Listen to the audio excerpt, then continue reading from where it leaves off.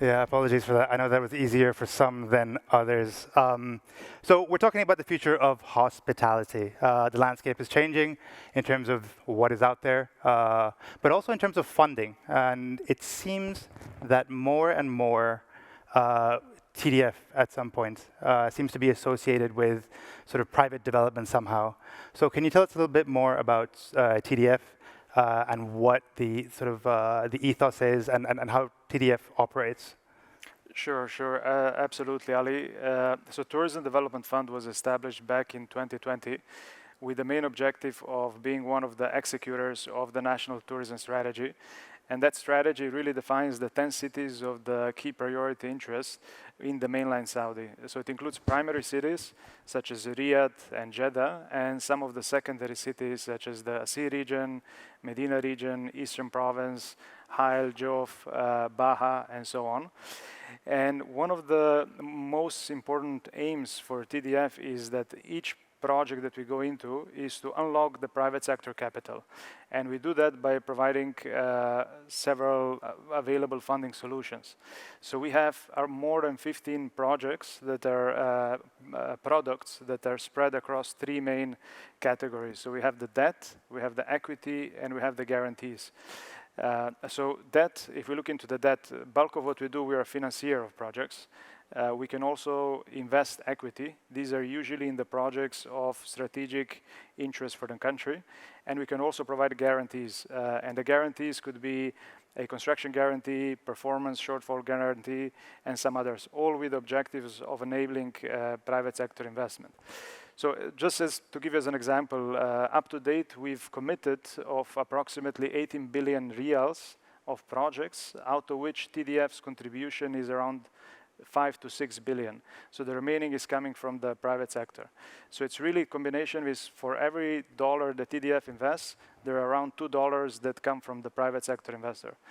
And in terms of type of projects that we look at, they're really spread across the wide value chain of the tourist journey within the kingdom. And that could be, of course, hospitality represents the bulk of that. Food and beverage, tour operators. We looked into large mixed-use projects. We look into master plans, tour operators, experience creators, everything within that value chain. And then in terms of how projects approach to us or how do we create opportunities, there are many different ways. In one way, we, investors, developers, they approach us similarly to how they would approach a typical bank. They have a project, they are in need for financing, and then they technically, we assess the project, we see if it fits within the tourism strategy, potentially change the components, advise on branding, and then decide whether we're gonna go ahead or not. Second option is where we are more proactive, where we know what are the gaps, and we are trying to create a strategic partnership alliance. And Ennismore is something that we are going to be talking about later on, is a typical example. And then the third category is where we are focused on bringing international concepts or brands that have already proven to be successful in different regions, either regionally, internationally, and we're trying to place them in the kingdom in different areas of the objective of creating a destination. So that would be assured. I mean, that's kind of what I wanted to ask you about, because if you deal with a lending institution, there's a certain level of involvement there, which is not too much, but it seems that you're slightly different to a traditional bank or lender. Would that be fair to say that your involvement is more granular? That's really a very good question, because this is a lot what we get asked. So TDF, yes, financing is one option of what we provide, one category of products, but it's much more beyond that. So we are viewed as a well-rounded, holistic entity that technically combines the private sector investors, it combines the lenders, and it combines the capital groups. And if you look at the way we function, for us, a return is of secondary priority. The most important for us is to create a destination and make sure that private sector investors follow into that. Now, going beyond that, we, of course, as already mentioned, we can invest equity. We can also provide guarantees. And even in type of support that we provide, let's say within the segment of overall support, we would look into from a real estate perspective, we would guide investors, we would advise them on branding. We can facilitate investor who doesn't have a project, but he's interested to invest in the tourism sector. We can provide him with the land, or we can provide him with one of the existing vehicles that we have, a fund, that he can come in to invest. And in addition to that, we also support in the process of technically of permitting and anything else that can support facilitating success of the project. Wow, I mean, that all sounds quite amazing. And the theory seems great, but in practical terms, if I can go to you, Mohammed, I know you've experienced this with your developments in the Eastern Province. You had TDF involvement. I mean, was your experience, did that mirror some of the thoughts and involvement that Marko spoke about? Thanks for the question. Actually, we were one of the first developers who worked with TDF once TDF was established. And to second what Marko was saying, what we found more than a simple financing entity was the other factors of support that we've got. To name a little, but sometimes there is intangibles that you cannot put your finger on and say that's why they are special. But I'll try as much as possible to tell you what's the difference that we've had with TDF involvement with us. First of all, they were very good with negotiating and supporting us negotiating with the hospitality providers. They were very good in assisting us in getting a better feasibility, because a lot of the hospitality sector in Saudi was established by holding companies and family offices. So we didn't have that big learning curve in understanding how to deal with operators and having hospitality asset management. So developers are institutionalizing the sector right now.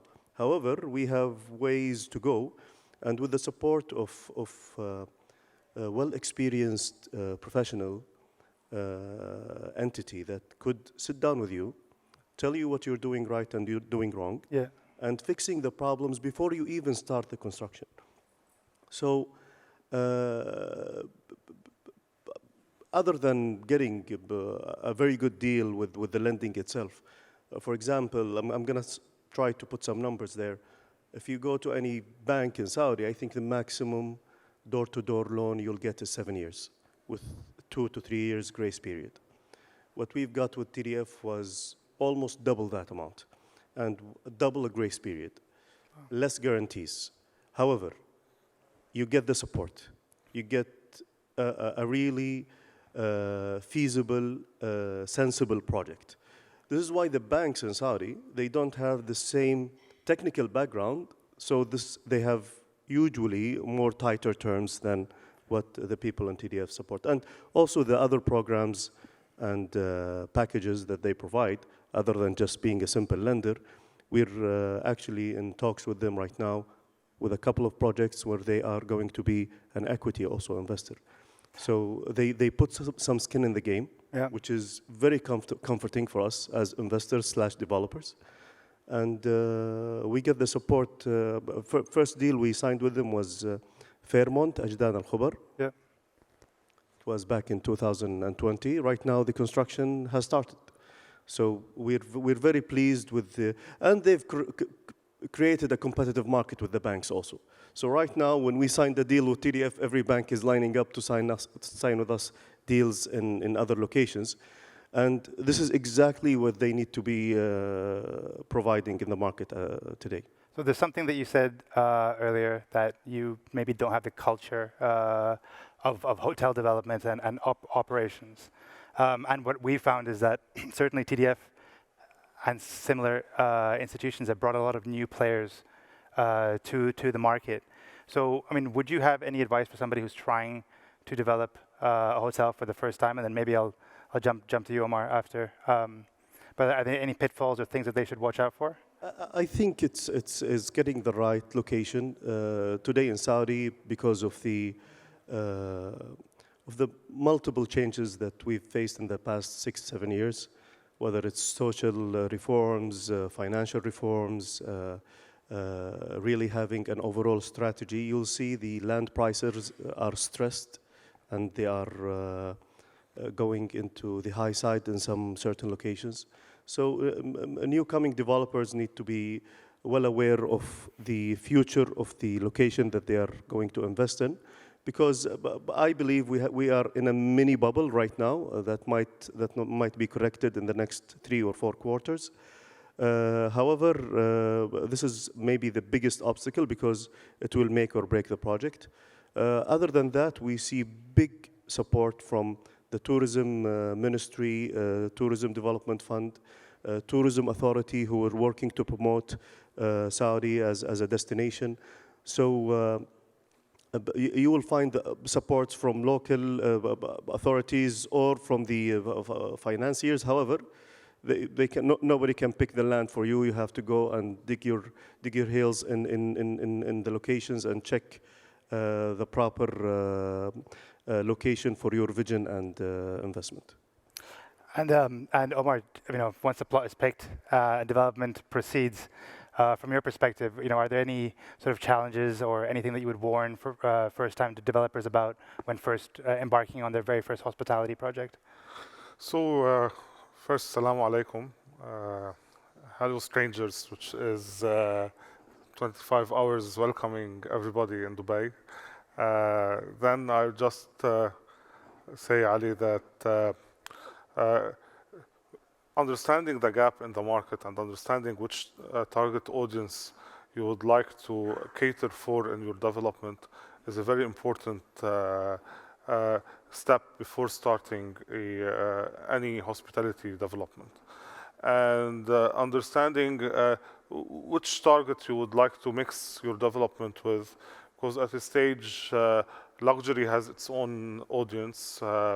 The normal conventional hotels also have their own target audience, which are linked to business hotels.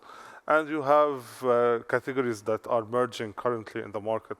The lifestyle category, which has been very successful in One Central. So we have always tried to do something different. Our core business in Dubai World Trade Center is the MICE industry, which is exhibitions, conventions. We've been partners with Accor since 2003 in IMF, and we've always trusted Accor in their advices in the way forward for any of our developments. However, when it came to One Central, we've built an IBIS, and then we stopped to say, what is next? So we always tried to do something different. And our target audience in One Central wasn't a luxury type of people. It was a gap that everyone would like to be in, which is the lifestyle of the new generation. Yeah. Accordingly, we have targeted in One Central a lifestyle development, and I advise every developer to look at his location, the culture he is in, and accordingly choose the type of development of hospitality to offer. Yeah, I mean, I think that's an important point, and you're mentioning sort of looking at lifestyle options instead of just flocking to your traditional flagship luxury brands. We're seeing more and more alternative brands, lifestyle brands, niche brands come to market, especially in the last decade or so, but more so in the last 5 years. Can you tell us a little bit about Ennismore? Why was there a need to create a separate entity? What the thought process was behind that, and what the sort of guiding principles are? Sure, thank you, Ali. So back in 2014, the chairman and CEO of Accor Hotel identified that there was a major gap in the market where the industry was shifting to something more curated, more authentic, more soulful, which were brands that were not your traditional large brands with thousands of hotels across the world. So we started acquiring brands with a strong identity, with founders behind them, that were really anchored in the community that they were in. 25 Hours, Mama Shelter, SLS, Mondrian. And all the way to 2020, we stepped a step back and looked at the portfolio that we had. We had 12 brands, very strong identity, very unique, And we felt that if we kept them into the larger umbrella of Accor, they would lose their identity. So we've made a decision to joint venture in Ennismore to create the industry fastest growing lifestyle player. So today, Ennismore is a JV between the previous Ennismore and Accor with 14 lifestyle brands that are extremely unique in their own way. So we knew that we needed the infrastructure of Accor, we needed that global visibility of the world, but we needed to be autonomous and we needed to be independent in order to stay true to investors that said, I want to do a hotel that is not a cookie cutter, that is not a repetition, but something that represents the market that we are in. And I believe this is why we stand far beyond our competitors, because we've done that commitment to our owners and to our guests. And if you look at the market today, we've entered the region with 4 hotels today. The 25 Hours One Central is a great example of how you can really engage with the communities, with partnerships, and becoming really the center neighborhood of that city. So today you talk to anyone in Dubai about the 25 hours, they tell you we either dined there, worked there, or had a drink at the bar. And I can tell you, I lived in Dubai for years, and there's hundreds of hotels I had never stepped a foot in. So that is the essence of what we do. We build hotels that are anchored in the communities, that are authentic to their surroundings, and that are not just repetitive all across the world. Yeah. Yeah, I think maybe it's fair to say that most of your competitors have 2, 3, 4 different lifestyle options out there. And with you, it seems that you haven't colored off, outside the line so much as off the page completely. I mean, there are a lot of brands at your disposal. And sometimes what I find with developers is it's a little bit difficult to guide them when given so much choice. Sure. So how do you are you able to convey effectively what each brand stands for and sort of differentiate them to your potential clients? Just one point on the brands. I think a brand cannot be created in a lab somewhere and then took to the world. A brand should be the vision of someone that creates a hotel, and then this hotel becomes successful, and then it becomes a brand. And that is the real differentiation in Ennismore. All the brands in our portfolio were created by a visionaire, a founder, then became brands, and then we bought them in, but we didn't tell the founder, you go home and you don't interact anymore. No, you stay with us to ensure that that vision will continue in the future. So that differentiates us from the competition. Now, in terms of presenting to owners, I think our brand positionings are very clear. And we do not like to position ourselves in a sense where, okay, it's an economy, mid-scale, premium, and luxury brand. We believe that the brands have a purpose in their environment. So you're either heart of the neighborhood, so you're a communal hotel, you're open, you're welcoming everyone in, you have big lobbies, focus on restaurants, like Mama Shelter, like Hoxton, like 25 Hours. You could be a cultural icon, like a Mondrian. So you really focus on art, you go over the top in your design. So each of our brands really have an identity to themselves, and usually developers that pick a brand are picking an emotional connection with the brand to work within the development they are in. So when Dubai World Trade Center came to us back in 2017, they were very clear in what they wanted. They said, we want to bring a hotel brand that changed the perception of Dubai as being, only over the top, big chandeliers, a lot of marble. We wanted something that would change that perception, something that is cultural relevant, something that can talk to the community, something that could tell a traveler coming from Berlin that Dubai has an offering that resembles him. And I think we've worked closely over the years to do that, and it paid off, I believe, today.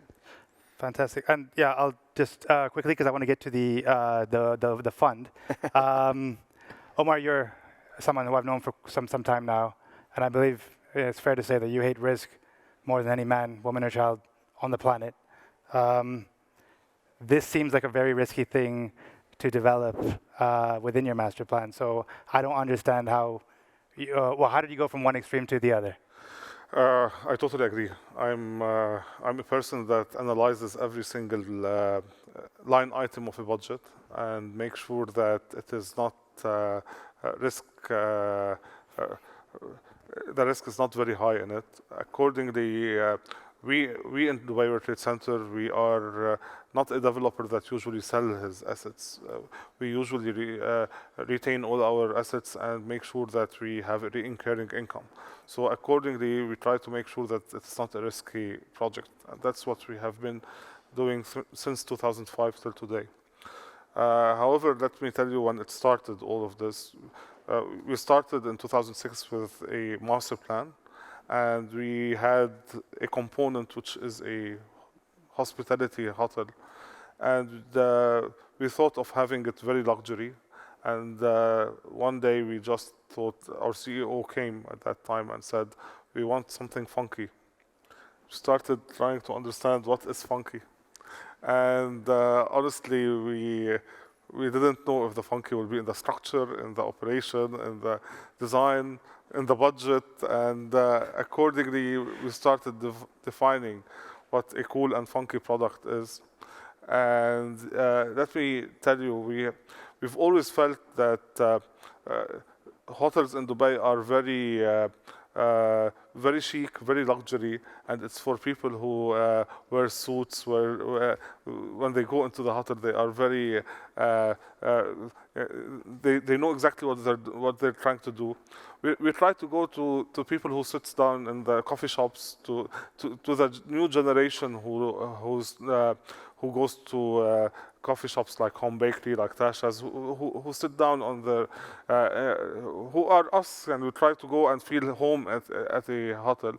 So accordingly, we have found partners in Accor. We have found Christoph Hoffman, which was the visionaire of 25 Hours Dubai, who it is a product in Berlin, but it doesn't resemble anything except Dubai. So accordingly, after all this experience, I can tell you my appetite to risk has doubled. Currently, we are looking at lifestyle and this risk in all our developments. And yeah, I think the experience I had in 25 hours, which we didn't know what we were expecting at the end. But we trusted our partners, we trusted the hotel operator to drive the vision, has created a successful outcome, which I recommend to all investors and developers. So, on that note, Marko, I think most of us heard about this fund that was started between yourselves, Al-Raji, Ennismore, which was somehow linked to the rollout of these sort of concepts throughout the kingdom, presumably reflecting the local culture of the locations that they're in. Would you be able to tell us a little bit more about why you chose Accor and a little bit more about the agreement? Sure, absolutely. As you rightly pointed out, so we've established a 1.5 billion real fund to expand 10 to 12 lifestyle assets of Accor. And the vision behind that partnerships was that, again, referring back to the tourism strategy, lifestyle and urban hotels are one of the major gaps. And brands that Ennismore has, and by the nature of how the group functions, they really are one of the leaders in that segment, and that automatically fits the gaps within the segment in Saudi Arabia. And hence we are expanding it across 10 different cities. So the cities that I mentioned before, primary and secondary. And the structure here is that TDF is enabler of the fund. TDF initiated the fund. Ennismore is a strategic partner in the fund with also some different benefits. And of course, we have Arashi Capital, who's the manager of the fund, and they're overseeing the capital raise and overall execution. We are now at the stage that the agreement has been signed. We're waiting for the Capital Markets Authority approval, which will come within the next few weeks. And we're already in the light discussion with potential investors to come into the fund. And there is a huge traction for this type of investment for the reasons that Luis and Omar mentioned on how these hotels can transform the destination. And one of the major aspects of the lifestyle is lifestyle, of course, it's beneficial for not just for the travelers, but also for the local residents. It has the components of strong F&B offering, entertainment, working space, and everything, and that creates multiple benefits. And over the coming period, now we're in light discussions with investors that are interested to come in. They can come in different options. One option is they come in purely with their land as an in-kind contribution. Second option is they come in with a live project. tailored for the lifestyle segment. And third option is for them to come in as a cash investor. So we, as a government entity, we believe this is a very strategic project for tourism environment in Saudi, especially as it will fill the gaps in all 10 cities that have been identified. And Luz, would you like to add to that? Do you have any thoughts on primary versus secondary cities, where you think these concepts would really work? I think that there's a massive opportunity in Saudi Arabia in general to really, and I think that very few of the players that play within our field understand the potential in Saudi Arabia. We know it, we understand it. As Accor, we've been in Saudi for a while. So we see a perfect partner with TDF and a perfect setup in this fund because we're removing a bit the emotional element of individual owners and really focusing on where the opportunity is and where we can make money for both parties.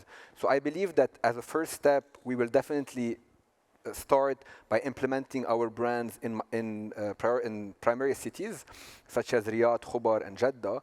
But we see down the road an amazing opportunity to anchor secondary destination with hotels. And when people say, would you do a mama shelter in a secondary location? Yes, definitely I would do. But the way I'll propose the hotel is a bit different. I won't do a 300-key hotel. I would develop a 100-key hotel. With in mind the community before an international traveler, I'll work on adding to it interesting F&B for the community, a nice co-working proposition, something that would make it the heart of that city. And automatically, with the overall growth happening in those secondary cities, as a traveler, Ali, you would say, okay, that is the only place I want to stay in. It's fun, there's entertainment, there's F&B, and the community will want to do that. So I think that we'll do it in stages. And ultimately, yes, we want to expand across the kingdom. So Mohammed, as perhaps you have a much better idea than any of us might have, what is your view on how Saudi nationals, specifically young Saudi nationals, would view such concepts? Do you think that they would take to them, or do you think they'd be more comfortable with the traditional brands they may have heard of? I honestly think that it's not an exaggeration even, that all of our market is the Saudi nationals, especially the up-and-coming generation. First of all, when you speak about residential for sale market, we only can sell to Saudi. We have few cases where we can sell to expats and international buyers. So it's in our DNA as developers. We always focus on the Saudi market and the Saudi nationals. However, what we've seen in the past 5 years, as I mentioned before, was a total change in the dynamics. First of all, people can easily get a visa right now. Some people used it in the beginning to visit their families and friends. Hotels in Al Khobar, which is a secondary city, where the occupancy is skyrocketed. This was pre-COVID.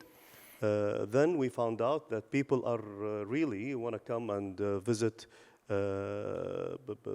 some certain regions in Saudi Arabia because they have heritage there. Their grandparents went there. They have some family connections there. And the infrastructure for entertainment, lifestyle is lacking. So this is where developers saw an opportunity to design and develop unique destinations. Our first project was Ajdan Waterfront. We've attracted some brands that never came to Khobar, and some of them never came to Saudi. Thank God we've succeeded. The footfall on the project was, I think, double what we estimated. Even the brands themselves, they didn't expect that traction. Unfortunately, 6 months in, we've faced COVID. Right now, we're in the recovery mode. Things are getting back to normal. So we see today the Saudi nationals, especially the young generation, as our main target. However, the Saudi national is almost international right now because they are exposed to the international market. They're exposed to other cultures.